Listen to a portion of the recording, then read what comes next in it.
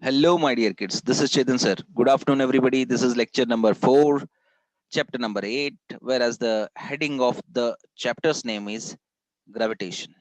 And this is NCRT physics, belonging to class 11 physics, whereas the today's concept is 8.4, variation of G with depth and height from the surface of the earth. So this is beta series, my version of physics, which is easy version.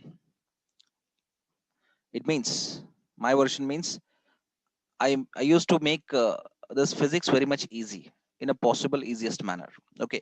Anyhow, so this is my channel, Physics Indian Professor. Let me start the concept. तो बच्चों, as I mentioned that कि 8.4 से start करेंगे, ठीक है? तो 8.4 क्या है? Variation of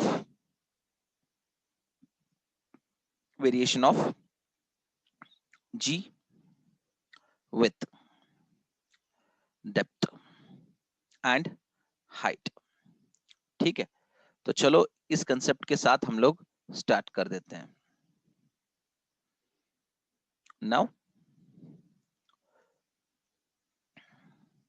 so first of all, in the last class, lecture 3, we have discussed about uh, the expression g to the base d is equals to uh, g into the bracket 1 minus d by r. क्या यही था last वाला expression? Last class का expression यही था? Can anybody tell me that? क्या यही था?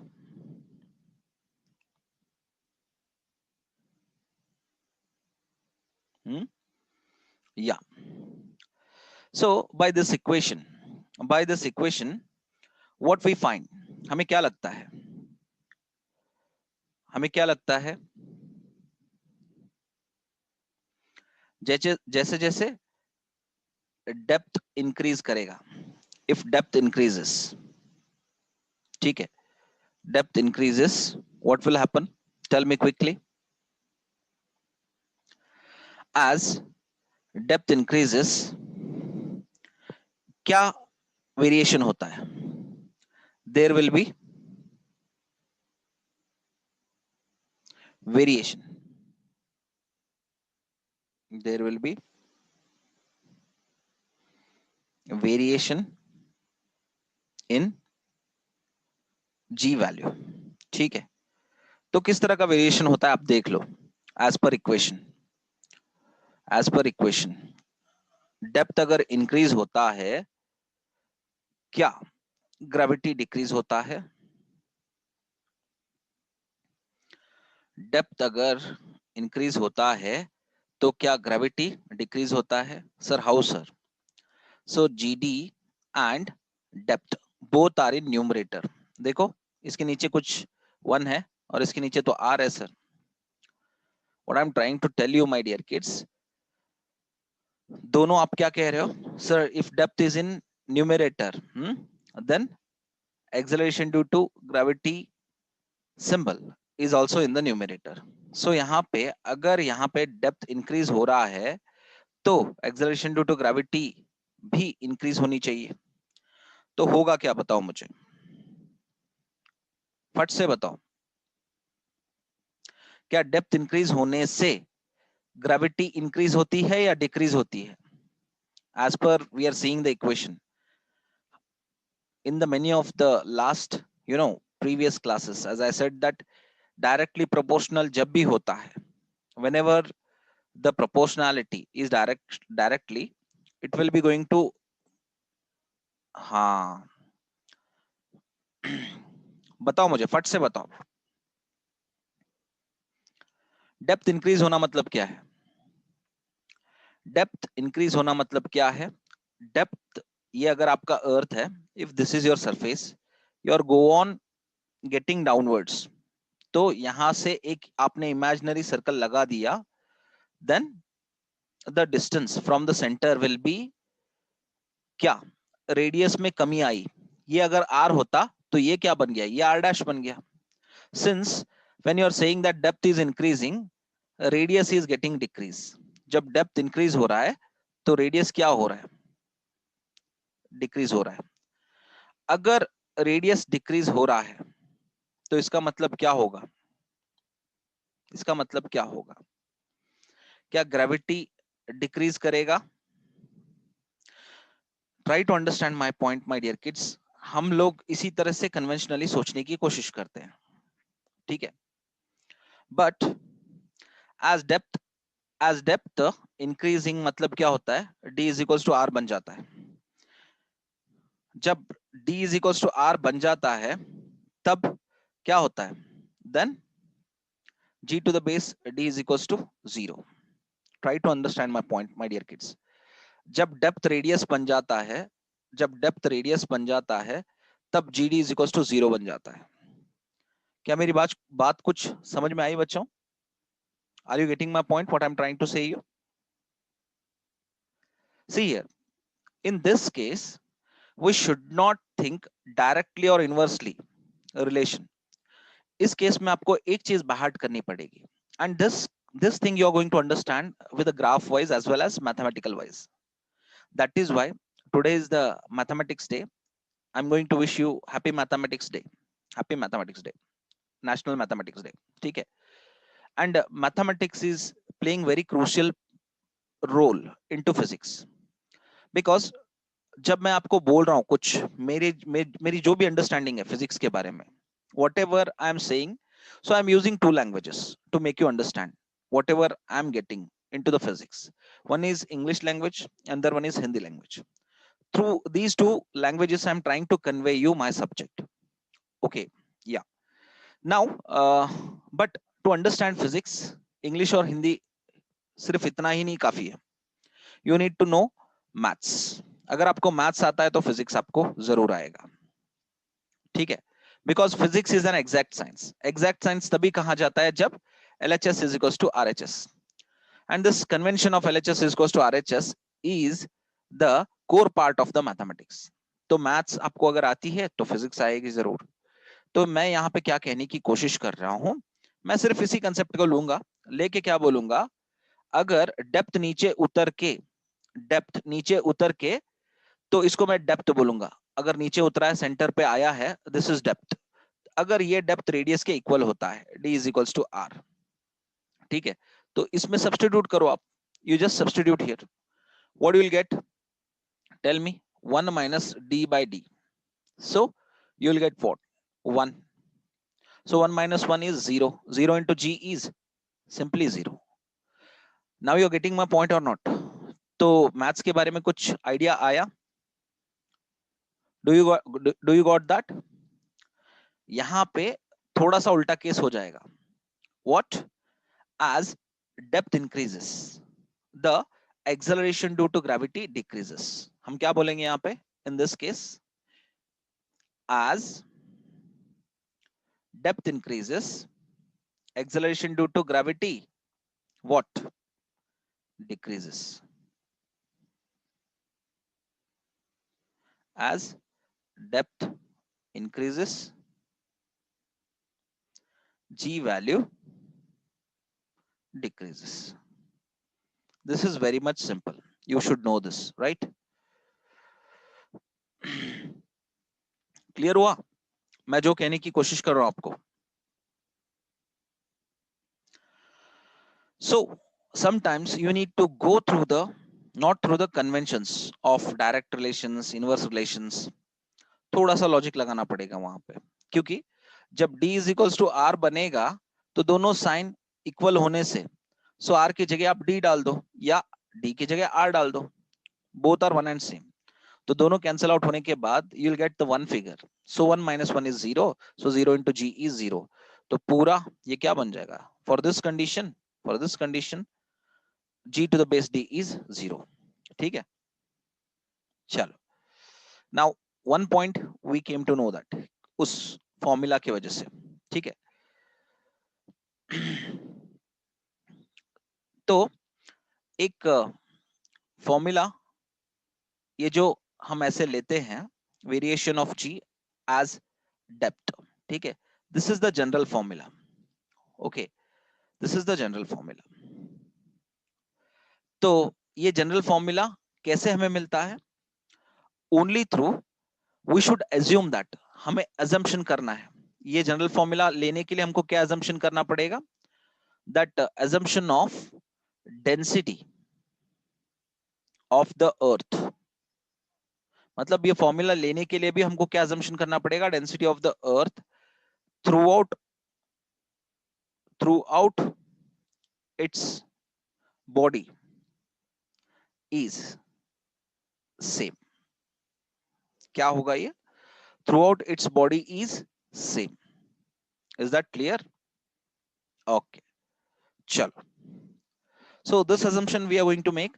And another thing my dear kids, to see that दो फॉर्मूला, कौन सा, एक आपका g to the base h is equals to g 1 minus 2h by r, और ठीक है, this is the condition when h should be lesser than r, and इससे अगर h is far greater than r हो तो उसके लिए आप क्या करते हो, g is equals to g into the bracket 1 plus h by r raised to minus 2. So this is the formula. ठीक है, so ये किसके लिए है, for height. You're going to see that there is a variation of g value. ठीक है, and for the depth क्या है, ये है. ठीक है, so दोनों को अगर एक साथ याद रखना है, दोनों को अगर एक साथ याद रखना है कि how variation of g takes place, variation of g takes place as per heading. As per heading क्या है, variation of g with depth as well as height. ठीक है, तो डेप्थ और हाइट के हिसाब से with d and h, इसके हिसाब से अगर हम देखें how we are going to make that, हम इसको कैसे सेटल करते हैं. So first of all you need to draw a graph. आपको एक ग्राफ को ड्रॉ करना पड़ेगा. ठीक है, so how you are going to draw a graph.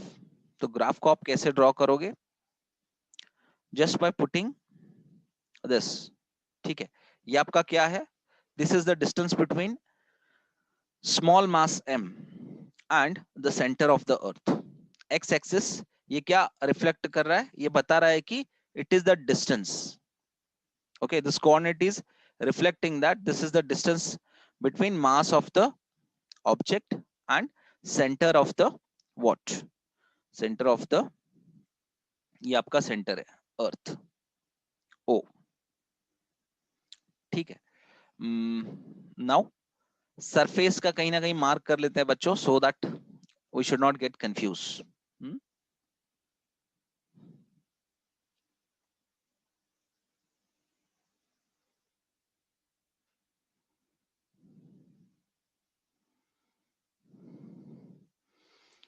say for example, wait,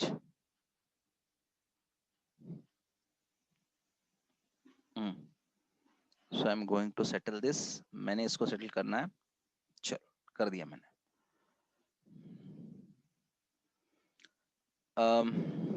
what is this basically, sir ये क्या है, you know my dear kids, this is the this point o indicates that this is the center of the earth. And what about this point sir, this is nothing but surface of the earth. इसको हम क्या बोलेंगे, surface of the earth. Is that clearly understood my dear kids? And what is y axis reflecting sir, y axis is reflecting the g value my dear kids. इसको हम लोग क्या बोलेंगे, g value. तो g value क्या है, g value is at this point it is 9.8 meter per second square. ठीक है, कुछ मेरी बात पल्ले पड़ी बच्चों, do you got this? Now yeah, this is 9.8. so surface of the earth पे acceleration due to gravity कितनी रहती है, value it will be 9.8 meter per second, where at this point p. so यहाँ पे क्या रहेगा, g is equals to 9.8 meter per second square. Since that point is reflecting that it is the surface of the earth, where the acceleration due to gravity value will be 9.8 metre पर second square, simple, ठीक है। Now when it will be going again to the center of the, wait, to the center of the earth, या मतलब उससे आगे बढ़ने लगता है। See here my dear kids, मैं एक चीज आपको बताना चाहता हूँ, let me make you clear with the two arrow marks, दो एरो मार्क्स को यूज करूंगा। When you are moving from the centre towards the surface of the earth, so the value will be going to increase, मतलब centre पे g value कितना रहेगा, g value will be 0 at the centre, but when you are moving towards the surface, यहाँ पे surface of the earth, so it will get 9.8 meter per second square. And when you are moving back from the surface of the earth to the center, ठीक है, तो तब जी value क्या बनेगा, it will be 0 basically, ठीक है। चलो, now if you are going get downwards, नहीं डाउनवर्ड्स नहीं, मैक्सिमम हाइट की ओर बढ़ोगे, तब क्या होगा, then again the g will be equals to 0. So when the object moves against the gravity, gravity के अगेंस्ट मूव करता है, ठीक है, तो तब क्या होगा, तब जी वैल्यू एक हाइट तक जाके क्या होगा, it will be going to get 0. Now listen up my dear kids, I will draw two arrow marks, मैं दो एरो मार्क्स को पुट करना चाहूंगा. These two blue arrow marks are reflecting that. So this is moving towards depth, ठीक है, this is moving towards height. So what does graph reflecting that, ये graph बता रहा है कि जब सेंटर से सरफेस की ओर जाते हो, gravity value increases, acceleration due to gravity value increases. Then again when you are moving away from the surface of the earth, so acceleration due to gravity value get decrease, that will be nearly equals to 0. So this is how we understand the graph. क्या मेरी ये जो graph है बच्चों clearly समझ में आया आपको?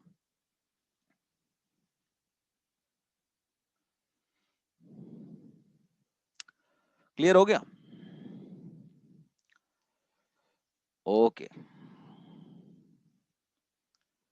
चलो, now yes,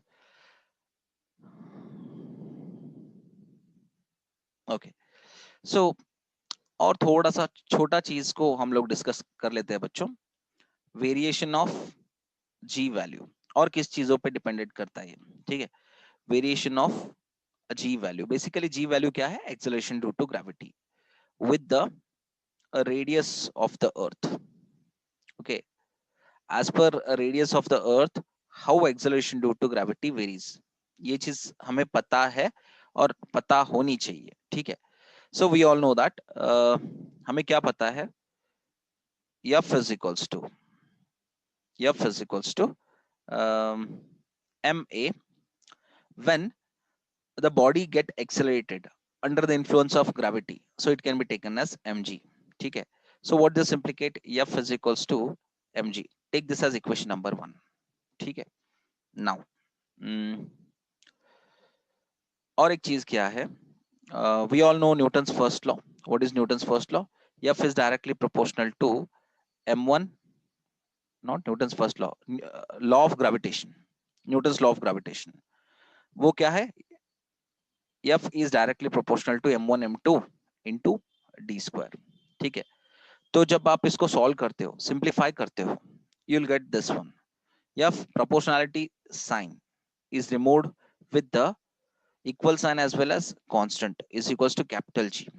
M1 is nothing but capital M, M2 is nothing but small m, whereas the D factor is nothing but R plus H, मतलब radius of the mass as well as ये आपका height from that mass, ठीक है, ये होगा। But say for example,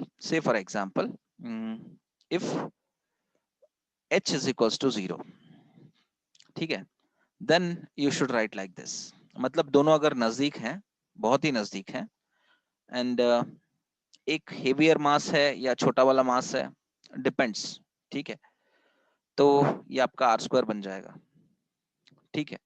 so basically या m1 m2 को मैं कैपिटल M स्मॉल m बोल ले रहा हूँ, कोई दिक्कत नहीं वैसे. So this can be implicated, whereas the value of f is, which is equals to mg. So you can substitute here mg is equals to capital G capital M small m divided by r square. Okay. So small m get cancelled. So you can write this equation small g is equals to capital G capital M divided by r square. So the dependency of g value over the r, what it shows that key g depends on r in a inverse manner, inverse mode. अगर r में कोई increase होता है तो g में क्या होगा, decrease होगा. और मान के चलो r में कोई डिक्रीज होता है तो g में क्या होगा, इंक्रीज होगा. By this bonding this relation is established here. तो इसी तरह का एक बॉन्डिंग होगा किसमें, small g is equals to capital G capital M divided by r square. Whereas we are seeing that कि acceleration due to gravity या variation of g depending upon radius is inverse.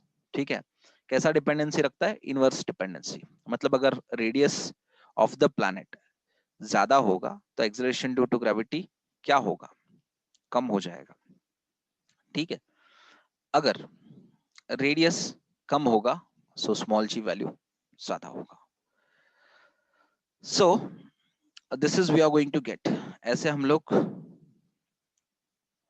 Understand करते हैं इसको. ठीक है, तो basically ये सारा चीज कोई भी प्लैनेट के इक्वेटर पे डिपेंड करता है. ठीक है, इक्वेटर पे जहां पे रेडियस का हम लोग फैक्टर लेते हैं. अगर ये रेडियस बढ़ता है किसी और प्लैनेट में तो मान के चलो यहाँ पे 2r है तो g वैल्यू क्या होगा, डिक्रीज होगा, घटेगा. ये अगर बढ़ेगा तो वो घटेगा. ठीक है, so if radius decreases g value increases. That's it. Is that clear my dear kids? चलो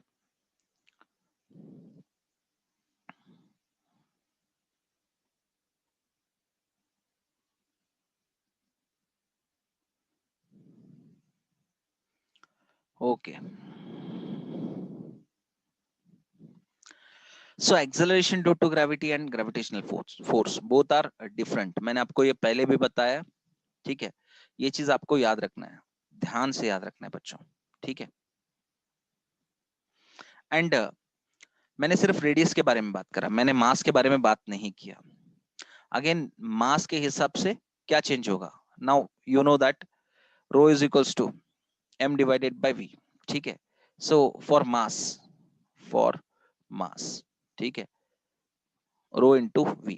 मतलब मास मैटर करता है. अगर मास हेवियर होगा तो acceleration due to gravity heavier होगा.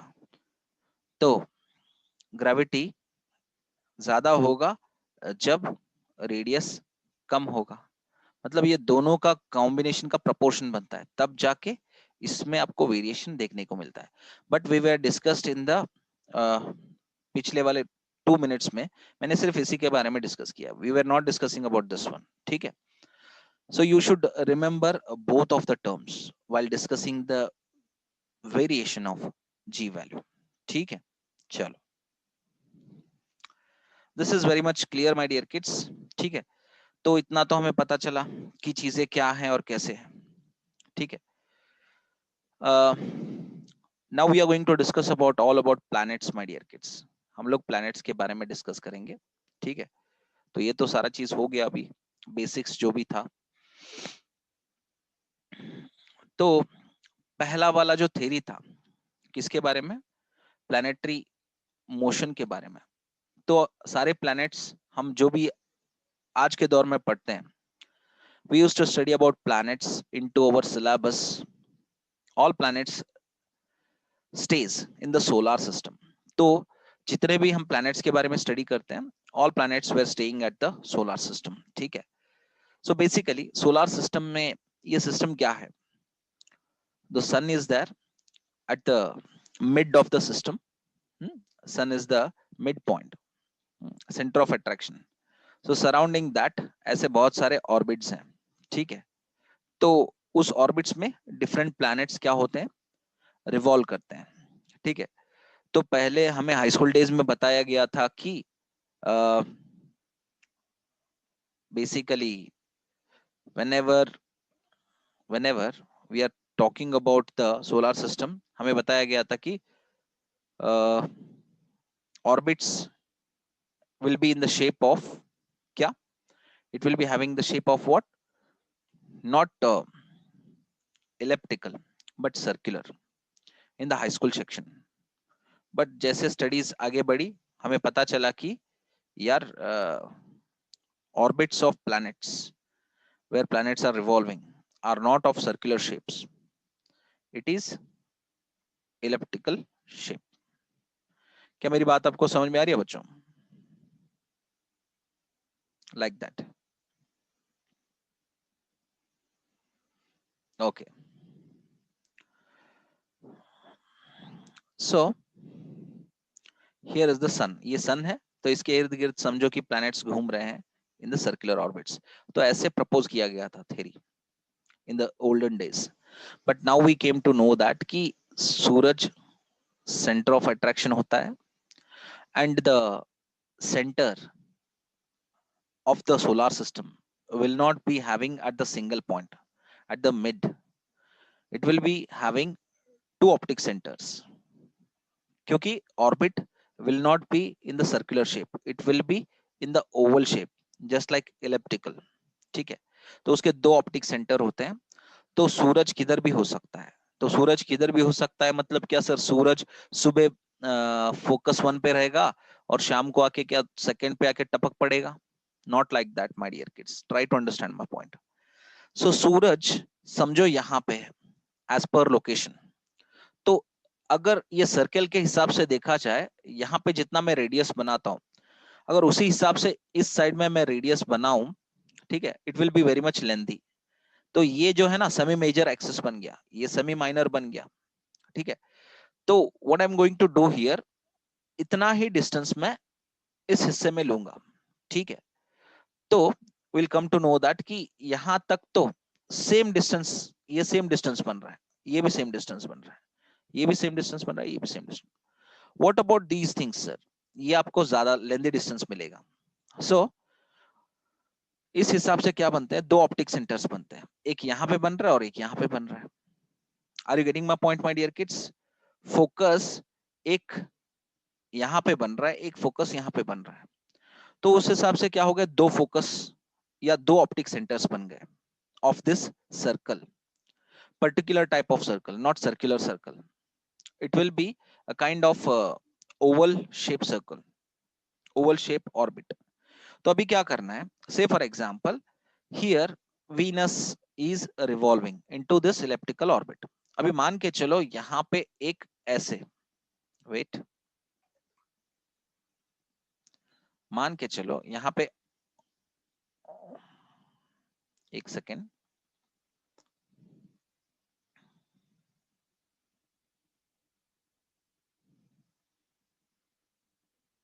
now see, okay, so this is another type of, you know, और एक ऑर्बिट है ये, ठीक है। what I'm going to do, I'm going to fix this orbit ऐसे, कुछ ऐसे फिक्स करूंगा, देखो यहाँ पे properly see. Now if you see, you'll come to know that this is focus 2 of second orbit and this is focus 1 of first orbit. So for this orbit, sun is in the second focus or second optic center, where say for example Mars is revolving here और Venus इधर revolve कर रहा है, तो Mars ऐसे revolve करेगा। मैं एक आपको एग्जांपल बता रहा हूं। It means that all the planets which are revolving around the sun will not be in the single plane. Single plane में रिवॉल्व करते रहेंगे इसकी गारंटी कोई नहीं है। सो कोई प्लैनेट ऐसा घूम सकता है, कोई प्लैनेट ऐसा घूम सकता है। Are you getting my point? कोई प्लैनेट ऐसा घूम सकता है। सो every planet will be having its own orbit whereas the sun will not be at the same foci. तो दूसरे प्लैनेट का जो फोकस है या ऑप्टिक सेंटर है, उसी ऑप्टिक सेंटर में किसी और प्लैनेट का जो सन अपना ऑप्टिक सेंटर बना रहा है, it will not be same. हो सकता है कि 3 planets which are revolving around the sun and two planets will be having common optic center. दो planets का optic center एक ही है F1 और तीसरे का F2 में है. It may be possibility. देखो, you can see this is first orbit, this is first orbit, तो ये F1 में है. This is second orbit, ये F1 में है, तो यहाँ पे F2 बन जाएगा इसका फोकस और इसका F2 यहाँ पे बन जाएगा. बट यहाँ पे F1 बन रहा है ये थर्ड वाले ऑर्बिट का और ये आपका F2 बन रहा है. Like that you can analyse. Okay Sanket, are you getting my point what I am trying to say you? So this is how we are going to understand the things. ऐसे हम लोग समझेंगे चीजों को. ठीक है, okay, clear, fine. So the first theory regarding planetary motion, ये तो आज का थ्योरी हो गया what I was discussing. But the first theory it was proposed by the Greek astronomer. तो इसको ग्रीक एस्ट्रोनॉमर ने क्या किया था? प्रपोज किया था. Okay, so about, and his name is Ptolemy, and he proposed that theory 2000 years ago. आज से 2000 साल पहले उसने प्रपोज किया था. ठीक है, and his theory was geocentric theory. उसकी theory जो थी ना वो जियोसेंट्रिक theory थी. Sir what is this geocentric theory? हम तो सोलर सिस्टम के बारे में नाम सुने हैं but we have never heard about geocentric theory. तो ये आज की theory है बच्चों, इसको छोड़ दो तब तक के लिए for a while. So Ptolemy proposed this theory, and what was this theory, sir? According to his theory, अर्थ जो था वो सेंटर पे था. ठीक है, अर्थ सेंटर पे था and all bodies like sun हो, ठीक है, दूसरे प्लैनेट्स हो एंड स्टार्स और all are revolving around the earth. Earth के इर्द गिर्द घूम रहे थे सारे के सारे, which is wrong nowadays.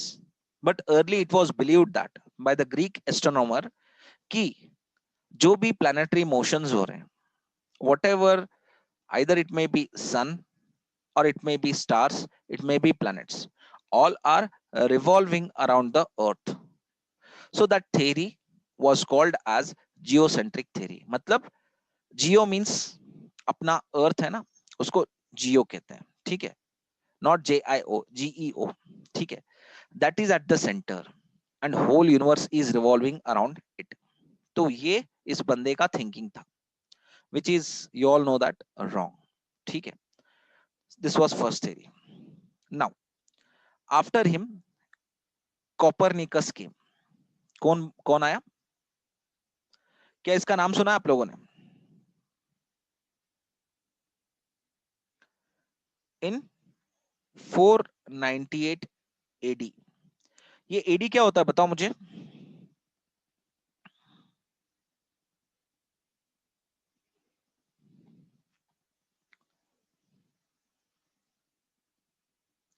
What is AD? चलो कॉपरनिकस के बारे में बाद में डिस्कस करते हैं, पहले 498 AD इसको, इसके बारे में बाद में डिस्कस करते हैं.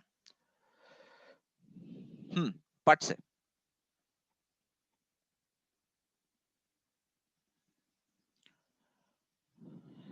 is that Anno Domini?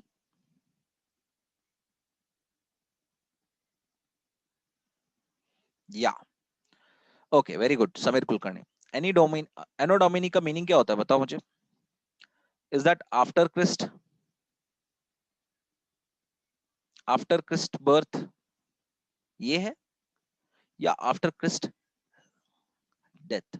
मतलब जो क्राइस्ट का पीरियड था, क्राइस्ट का पीरियड, या so after that the whatever years come it will be called as Anno Domini. Anyhow, so in 498, before Copernicus का जो पीरियड था इट वाज 998 और 1000 years एनो डोमिनी मींस आफ्टर क्राइस्ट।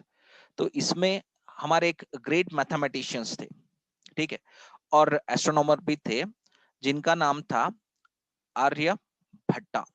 इनके बारे में कुछ सुना है? Great mathematician. Okay, my dear kids, listen up. So I was discussing about the uh, great mathematician, great mathematician, and also astronomer. ठीक है? So his name was Aryabhatta. Okay, fine. So listen up, my dear kids. Before Copernicus, yeah, yes, before Copernicus, तो Copernicus जो बंदा है ना, I think not 1000, probably 1500 k somewhere around he was there. So before him ये जो बंदा था ना Aryabhatta in 498 AD, 498 AD, so I think before 1000 years of Copernicus, 1000 साल पहले, तो इस बंदे ने कुछ थ्योरी प्रपोज किया था। वन थ्योरी ही proposed, Aryabhatta. So great astronomer and great mathematician. So zero also invented, right? तो ये बंदे ने क्या किया? He proposed a heliocentric theory. Heliocentric theory. So what is heliocentric theory? Sun at the center. Sun center पे रहेगा and all planets are revolving around the sun. So he proposed that theory. But कहते हैं ना, क्या कह सकते हो आप उसको? His luck was not good. Why? Because his theory was not properly communicated with the Western philosophers कह लो या Western astronomers. So Western scientific community के साथ सही तरह से communicate नहीं हो पाई of the theory which is heliocentric theory of the Aryabhatta. And this is truth that we all know that कि today's theory is presently is a heliocentric theory. The sun is at the center and all planets are revolving around the sun, which is true. So यही theory, heliocentric theory, it was proposed by Aryabhatta. ठीक है, but due to not proper communication with the Western philosophers and astronomers, that theory has not highlighted in the Western society. तो इस वजह से क्या हुआ? The theory has not highlighted. ठीक है, anyhow. Now after him, in somewhere 1543, Copernicus came. ठीक है, ये बंदा आया। तो ये कौन था? He was also an astronomer. ठीक है, एक एस्ट्रोनॉमर था, लेकिन एक Polish astronomer. Polish means not related to police, Poland. Poland एक देश है, तो उससे रिलेटेड ये बंदा एक एस्ट्रोनॉमर था। ठीक है, so his name was what? Copernicus. So he presented the same theory, heliocentric theory. तो इस बंदे का आइडिया क्या था? द सेम थ्योरी ही प्रपोज्ड एंड सेड दैट कि sun at the centre, sun at the centre and all planets are revolving around the sun. तो सारे प्लैनेट्स जो है वो रिवॉल्विंग अराउंड द सन। ठीक है, anyhow, according to his theory, इसकी थ्योरी क्या बताती थी? इसकी थ्योरी बताती थी कि यार सन इज एट रेस्ट, तो सन रेस्ट पे है। ठीक है, चलो, and all other 9 planets are moving around the sun. तो जो 9 प्लैनेट्स हैं, आजकल तो 8 है, because Pluto we have discarded as a planet to the Pluto. So 9 planets were revolving around the sun. ठीक है, around the sun. Now, but one complication is here. तो as per high school days you go, there will be no complication. तो यहाँ पे तो कोई complication नहीं है अगर आप हाई स्कूल के हिसाब से जाते हो. तो हाई स्कूल के हिसाब से क्या है, it was said that in the high school days की sun is at the center and all planets are revolving into the circular orbits. ठीक है, ऐसे सही है ना. I'm drawing simply some 3 to 4 orbits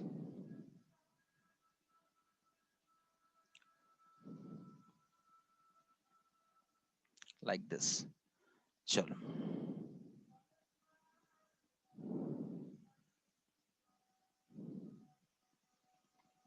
okay, so this is fourth orbit. ठीक, now you can see. अभी क्या करेंगे, we are going to simply put the sun as a red color. बीच में sun को रख देते हैं. ठीक है, this is your sun. चलो, sun is at the center. अभी यहाँ पे क्या कर सकते हैं, planets को ड्रॉ करके we can put it into the orbits like this, है ना.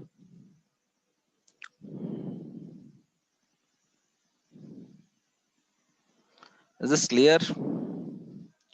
क्या क्लियर हो पा रहा है बच्चों, what I am trying to say you?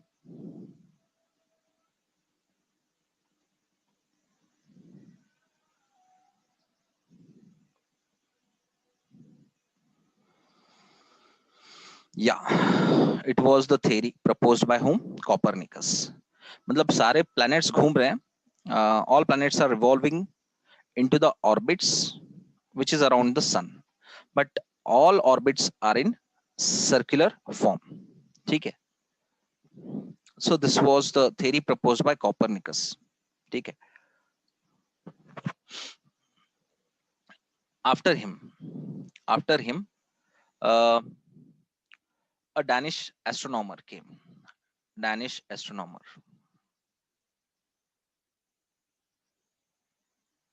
ठीक है, ये बंदा, इसका नाम था टाइको ब्राहे. ठीक है, so what he did, so around 1546 to 1601, तो इसका बर्थ और डेथ जो भी है. ठीक है, so what he proposed, he spent his entire life in studying the motion of planets. ठीक है, तो ये बंदे ने जो है ना accurate positions of stars and planets को recognize किया as per days passes through the years and years. तो accurate positions of the stars किधर रहते हैं, in the night as well as planets. Basically astronomers का काम क्या होता है पता है, they used to collect the data and they used to analyze regarding the accurate positions of stars as well as planets. क्योंकि रात में वो लोग टेलीस्कोप से रेगुलरली देखते हुए they used to recognize the positions of the planets and stars. तो उनका काम ही यही होता है. So Tycho Brahe made these accurate, specific positions of stars and planet. चलो कोई बात नहीं. So ये जो डाटा है ना, so whatever the data Tycho Brahe collected, by using this data, Johannes Kepler करके था बंदा एक, Johannes Kepler. I think you have heard this name, Johannes Kepler. कितने लोगों ने सुना है बताओ मुझे फट से.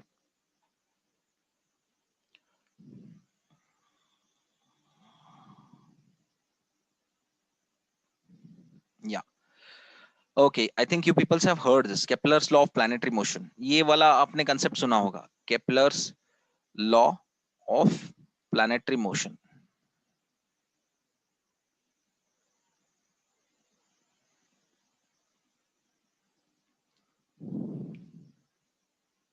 या So what studied, he studied the accurate data analysis given by Danish astronomer. ठीक है, तो what do you mean by Danish? Pertaining to which country? ये किस कंट्री से बिलोंग करते हैं बताओ मुझे, फट से बताओ.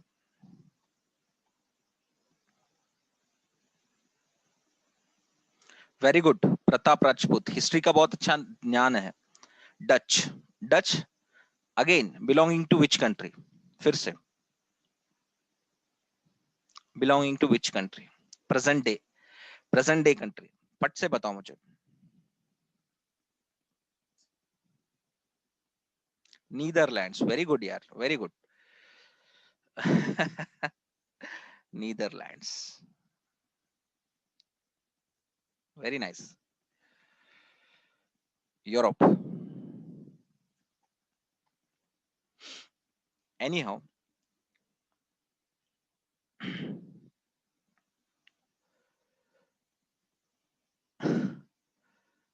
actually you know how I know this.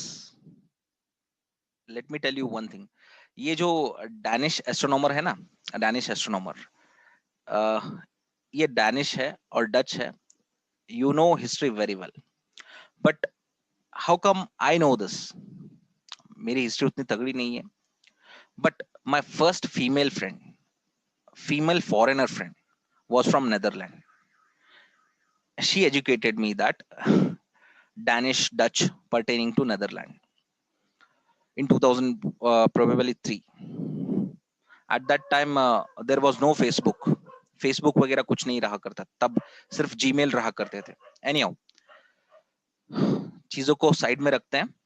We'll come to the Johannes Kepler. Okay, 1571 to 1640. So after studying the Tycho Brahe, he has done some analysis regarding accurate positions of stars and planets. So it was studied by Johannes Kepler. Copernicus का भी जो theory है और टाइको Brahe का भी जो भी data analysis है, तो वो दोनों को लेके जोहानस केपलर ने स्टडी किया. So after studying thoroughly, he proposed Kepler's law of planetary motion. With this, he proposed 3 laws. 3 laws को इसने प्रपोज किया, ठीक है, of planetary motion. So with this we'll come to know that the exact position of the planet, exact motion, as well as the mode of locations, accurate locations of the planets, not about stars. तो basically यहाँ पे देखो वो बंदा कह रहा है कि Kepler's law of planetary motion, not star motion. ठीक है, चलो कोई बात नहीं, क्लियर हो गया. So shall we go to the Kepler's law of planetary motion.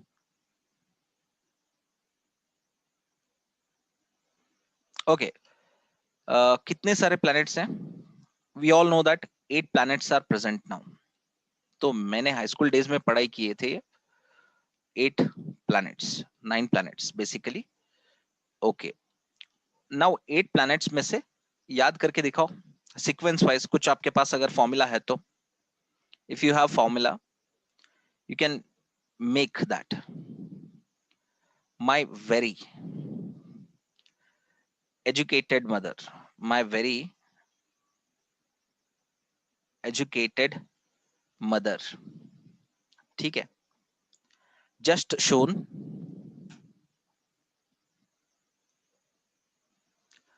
us Europe.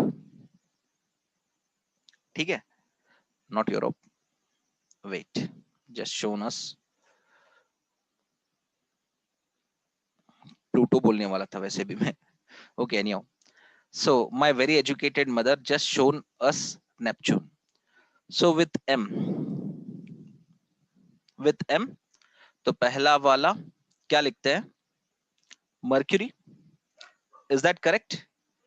So second one, very, V, Venus. चलो, with E, educated, क्या अर्थ है? Yes. So मदर का M, so I think this is Mars. ठीक है. So just का fifth one, Jupiter. ठीक है. And shown का एस, सिक्स्थ इज सैटर्न। चलो, सो अस का यू, सेवेंथ वन यूरेनस, ठीक है ना। सो नेपच्यून का हिट तो नेपच्यून ही है ना, उसका कोई अल्टरनेटिव नहीं है। सिंपल हो गया।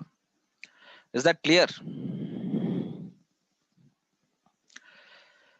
सो my dear kids, this is, यहां तक तो क्लियर हो गया। क्या एक लॉ को डिस्कस कर लेते हैं, Kepler's law of planetary motion में से? क्या हम एक सिंगल लॉ को डिस्कस कर लेंगे? So before proceeding to the laws, आगे बढ़ने से पहले मैं एक आपको चीज पूछ लूं, प्लैनेट किसको कहते हैं बच्चों? Tell me, if you know the definition you can tell that. Planet किसको कहते हैं, या प्लैनेट्स किसको कहते हैं?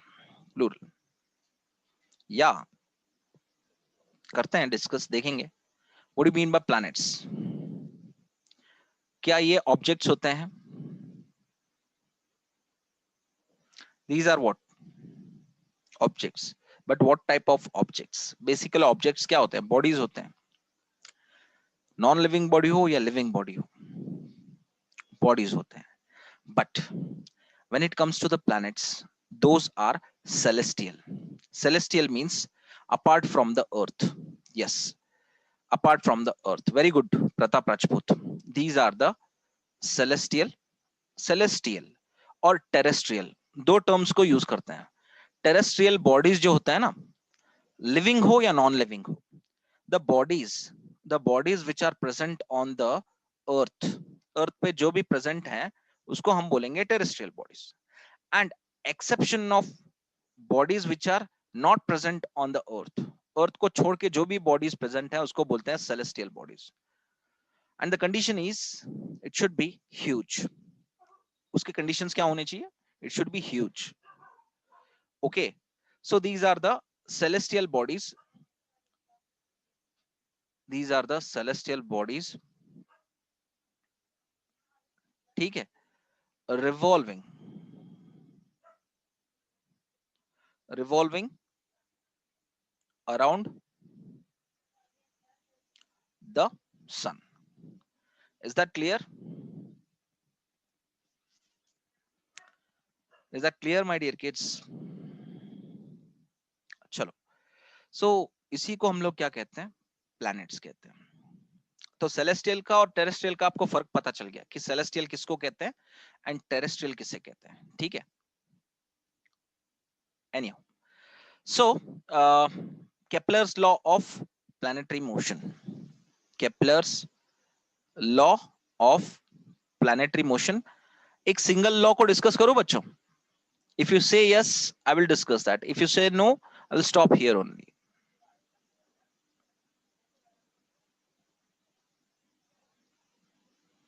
Yes, okay, thank you. So listen up, my dear kids. So what is first law of planetary motion? All planets move around the sun. Move around the sun, या एक काम करते हैं, दूसरा टर्म भी यूज करते हैं ताकि बुक्स में डिफरेंट टर्म्स यूज करते हैं to explain this. All planets move और रिवॉल्विंग, ठीक है, around the sun in not circular orbits, in elliptical orbits with sun at one of the foci, या फोकाई भी कह सकते हो, फोसाई या फोकाई, ठीक है। So what is this sir? Foci क्या होता है? इट्स अ प्लूरल फॉर्म, ये आपका प्लूरल फॉर्म है, मतलब एक से ज्यादा। एक से ज्यादा कौन से टर्म का? फोकस का। अभी समझो कोई सेंटर है और उसका आप, अभी कोई सेंटर है of the circle, so this centre is called as focus.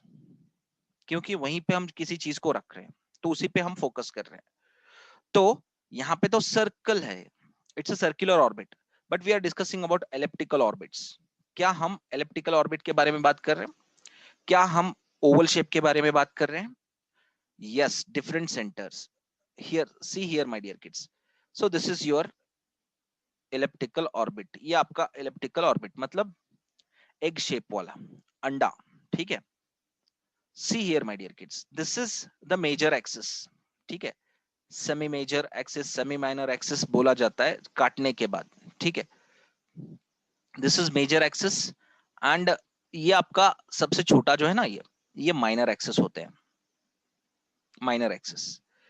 तो यहाँ पे देखो, if you see this average distance, if you take the centre here, एक जाती होगी, you are going to make a differentiate. क्या? So this distance is smaller if you compare with this one, ये larger हो जाएगा, ठीक है। then you cannot take things properly where at as a center or at the center। तो हमें क्या करना पड़ेगा पता है? you need to do one thing। आप एक चीज कर सकते हो। क्या कर सकते हैं सर? listen, मैं दो यहाँ पे लाइंस ले रहा हूं and to those two lines what I'm going to try and what I'm going to do, मैंने एक काम करना है। so whatever distance I'm carrying here, say for example मैंने यहाँ पे लिया, ठीक है, where here, इस पे। So if I carry this distance, कौन सा वाला? ये वाला distance. It's a imaginary line my dear kids, ऐसा कोई फिक्स नहीं होता है in the space, it's our imagination. As per imagination we are going to do everything, right. तो मैंने इसको यहाँ पे रखा और रख के मैंने ऐसे इसको घुमाया, ठीक है।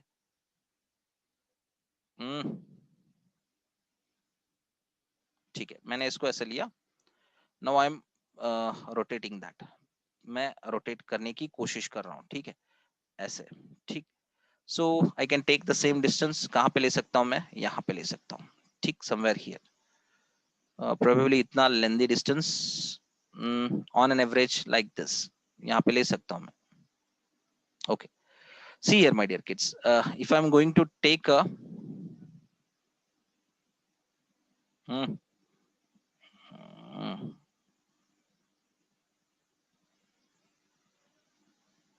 सी, आई एम टेकिंग हियर। तो मैं क्या करूंगा?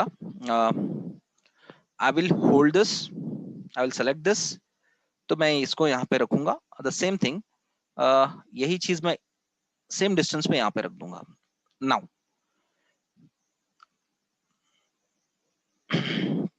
Now you can see here we are finding out 2 points. हमने 2 पॉइंट्स लगा लिए, बना लिए, ठीक है।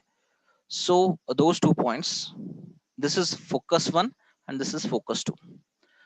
अप टू दिस पोर्शन, इस पोर्शन तक तो देखो यहाँ पे, ये वाले पोर्शन तक तो, this portion and this portion, we are getting the same distance, ठीक है।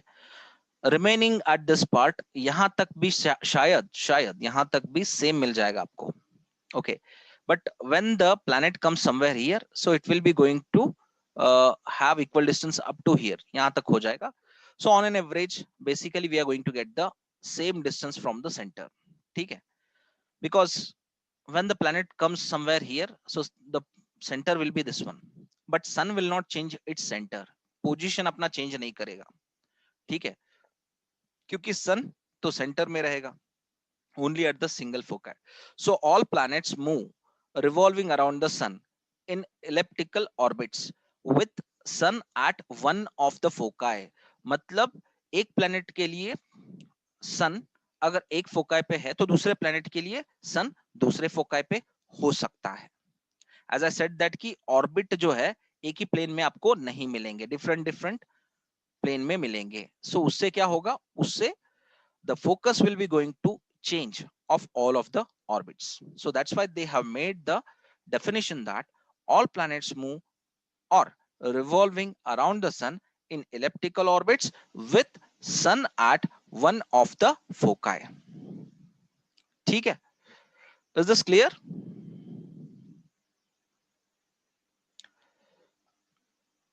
probably I think no one got confused.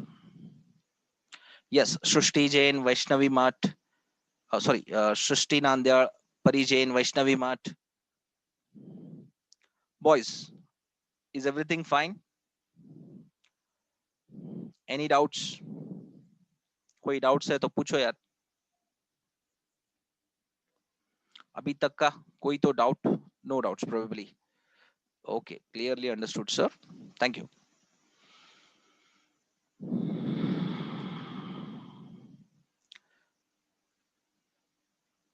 Fine. So first of all, I'll stop this recording, my dear kids. तो आप doubts अगर है तो पूछ सकते हो रिकॉर्डिंग होने के बाद. Okay. Thanks for listening this class very patiently, my dear kids. Fine. Okay. Jai Hind.